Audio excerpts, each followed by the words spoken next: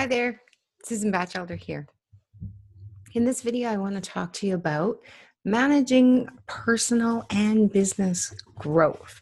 And I'll explain what I mean by that. Um, this doesn't just mean when you're first starting, but all along your journey, your personal journey and your business growth journey, we come to points where there is either something major new that we want to learn, or we've started a new opportunity, a new product, or with a new company, and there's a lot to learn. Maybe we've started a new course, or maybe something in our life has kind of taken a pivot or a shift, and we all of a sudden have a lot more to do. And I'm sure you can relate with that feeling where you feel overwhelmed or inundated with so much to do to grow to that next level, um, especially with the learning material. So this question has come to me so many times over the last few years, and often it's relating to people asking, how do I get through all of this content? Like each piece or each webinar is 45 minutes or 60 minutes or sometimes 90 minutes long. And how do I get through that? We can easily slip into the learning only mode. And so that's kind of the really key people that I want to direct this to, but it affects all of us. I know for myself, I'm always curiosity driven. I love learning, so I can let myself slide into either researching something new for either myself or that I know would benefit other clients and members. And I could easily I just love that, like the learning and exploring and researching and putting together new material. And we do have to find some sort of balance or harmony, per se, with the rest of our areas of life. One of them being the money making activities, right? Activities that are going to create income. And another one being either household responsibilities, family responsibilities, um, just regular self-care responsibilities. And also we can push ourselves. The entrepreneur mindset often is do more in your morning, aiming for the goal, and we're forgetting that our self-care includes rest and downtime and quiet time, and not the action time, so that we're more effective and productive in that. So I just want to quickly summarize, and this is actually a really big topic. We could dig into it on so many levels, but I'd like to quickly summarize and just give some key tips and strategies on how to find some sort of harmony on a weekly and monthly and maybe over the year basis. And the first one would be chunking of time according to priorities. So it's always really important. I mean, I like pen to paper. I'll just show you my present active ongoing stack on my desk. It's like this.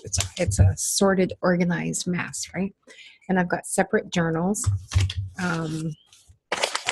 for separate things to organize my thoughts. And that's one of the things that helps me with the chunking and prioritizing. And so always in this writing, I'm making plans and making lists so that it's very clear. It keeps clear to me, and it's an evolving process. So I'm always alternating and adapting what my priorities are and what I should be focusing on. So when we're clear with the bigger picture plans, what we've already accomplished, what we've already learned, and maybe what would benefit us to learn next. So that's kind of have a look at the learning part.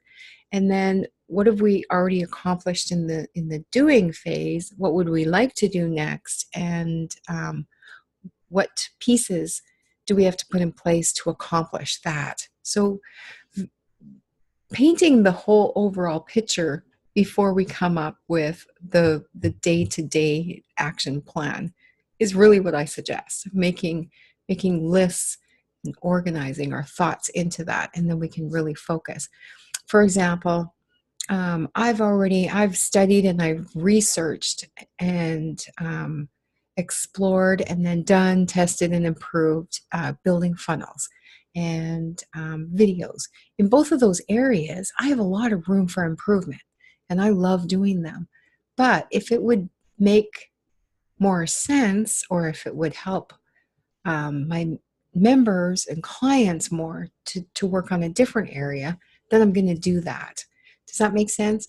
Or if learning something would increase my income more or better, then I need to focus on that area. So awareness is the first step, I guess. All of that. That's what that means, is awareness of where you've been, where you're at right now, and where you want to go and what you need to learn to get there. So that's kind of the learning, and then piece that out so that you're not always only learning and you're prioritizing what you need to learn next.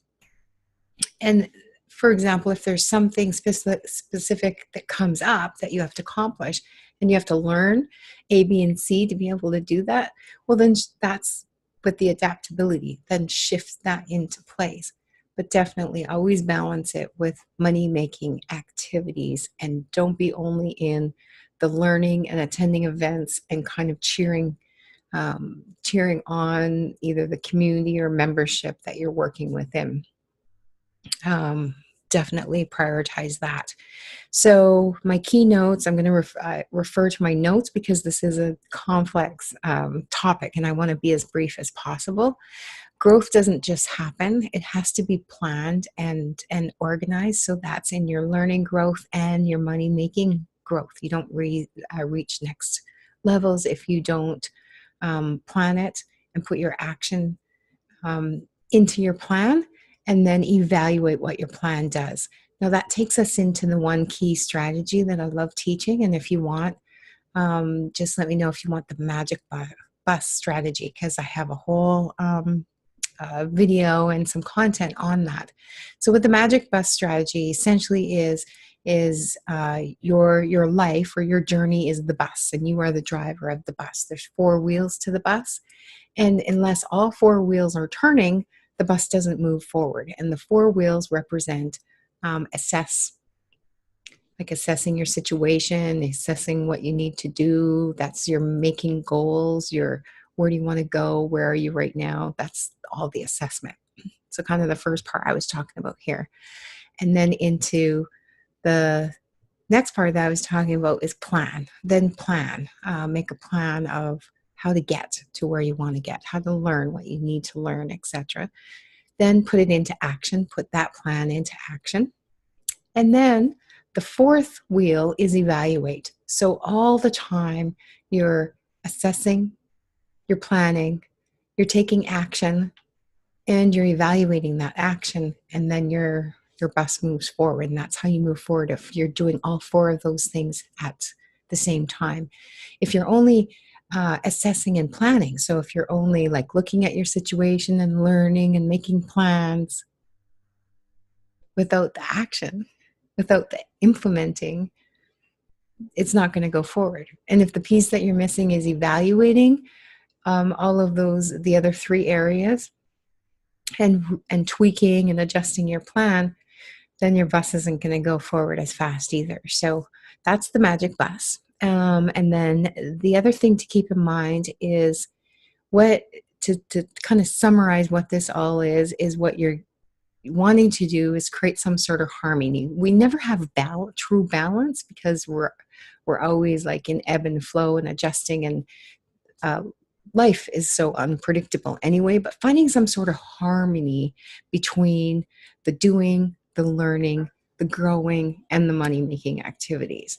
So I know a lot of this will probably sound vague, but hopefully I've clarified that for you. And time chunking is one of the best other strategies that I use myself and I share with everyone else. So for example, essentially every day, and sometimes days like adjust accordingly. Again, there's that adaptability. I'm a single mom of two. Well, they're not now young adults, but they still need time, and things that unpredictable come up with that. So there's finding the harmony between the mom duties and responsibilities and what we want to do. Of course, we want to spend time with our family as well. It's not just like the obligatory obligation part of it. I'm a daughter. Both parents have self health challenges, and they need extra time than what used to be 5 and 10 years ago. And then, of course, building my own business and to build my own wealth. Plus, one of my passions is serving the community. So I do a lot of extra stuff that is essentially like volunteer serving. And then also my community around where I live. So it's finding harmony between all of that so that I am doing what I need to do. And then there's that one piece that a lot of us miss, and that's self-care, rest, nutrition, fitness. All of those fit into that picture. And then socially, hopefully there's some sort of social life there as well. So it's really important to find that harmony, feng shui, whatever makes sense to you.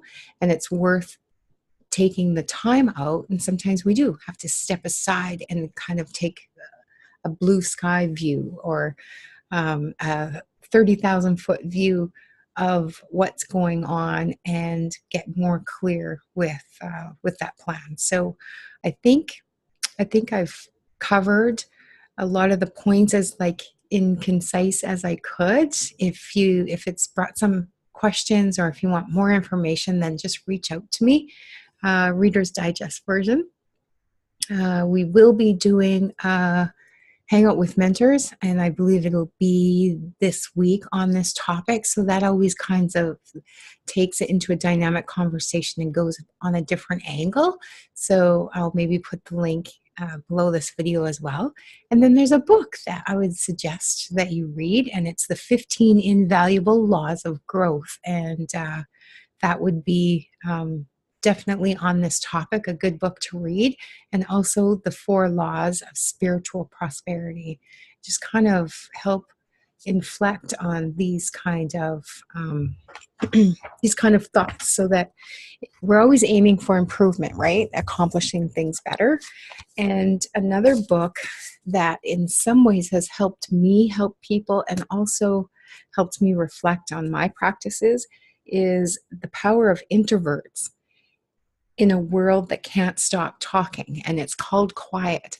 And so you wouldn't initially think that this would be to do with managing business and personal growth per se, but it actually really is, because it helps you understand yourself and how you work the best, and maybe get okay with it. Some of the greats who maybe you don't even realize were introverts, and they kept on challenging their best work habits, or where they felt the most productive. And then once they got to know themselves better and how they function better and what they need, then they became much more productive. And so self-awareness is definitely a really big part of that. So some of your learning should definitely include that. And the more we educate ourselves, the more emotional intelligence we have. So another book that I would suggest that's really good and that I use as an ongoing resource is Emotional Intelligence 2.0. And when you go through this as a resource, you'll realize that a lot of our emotional intelligence just doesn't come from studying Emotional Intelligence 2.0, but it comes from the other reading and just pausing for self-awareness, and books like The 15 Invaluable Laws of Growth, Quiet, that I mentioned, and also The 4 Laws of Spiritual Prosperity, or books of the like. Those are just the ones that popped into my mind on this topic. So that's it for now. I will see you in the next video.